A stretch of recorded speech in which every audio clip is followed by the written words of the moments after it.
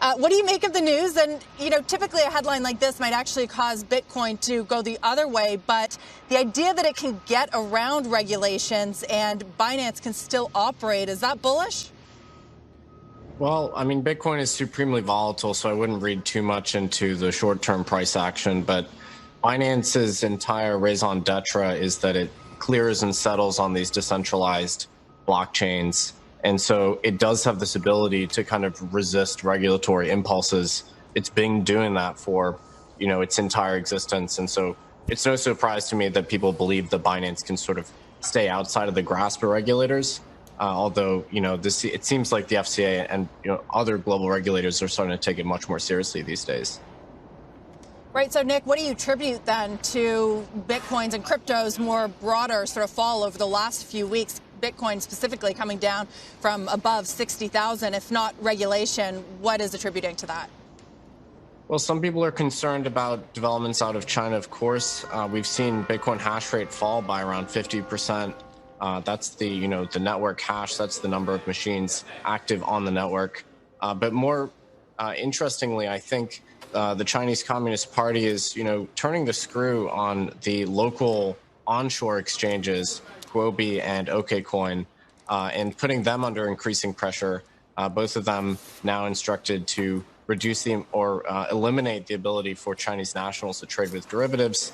It looks like the CCP is also stemming the flow of yuan to crypto through some of these other OTC channels and cracking down on sort of the banking linkages, connecting yuan to crypto markets. So that's probably, part of what I attribute this weakness to.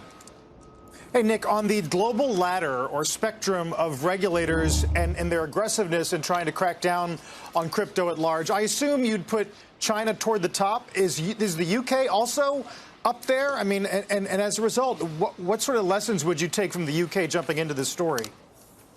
Well, China has managed currency, and so they're very sensitive to capital outflows. So it's no surprise that they've been aggressively trying to eliminate mining, which was one way to offshore value effectively from the mainland, and now, applying scrutiny to exchanges. Britain has historically been pretty hostile to the crypto industry, including banning a lot of these ETPs in the country historically. And so it's kind of interesting, the UK is a center of finance, at least pre-Brexit, they were the nexus of European finance.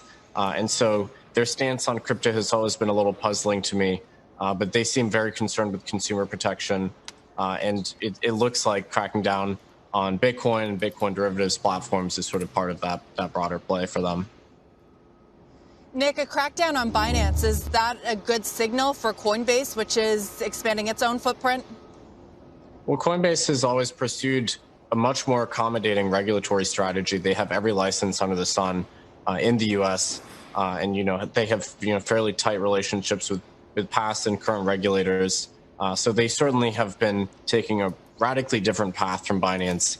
If I had to guess which entity I think would be around 10 years from now, it would be Coinbase for sure. Binance, though, is probably the world's largest exchange in terms of the sheer number of clients and users they have globally. They're much more unfettered and have been able to expand globally. They have something like 550,000 Bitcoin in their vaults. And so anything adverse that happened to them would be pretty catastrophic for the crypto markets. That's where most of the liquidity, especially for a lot of these longer tail altcoins, is really hosted.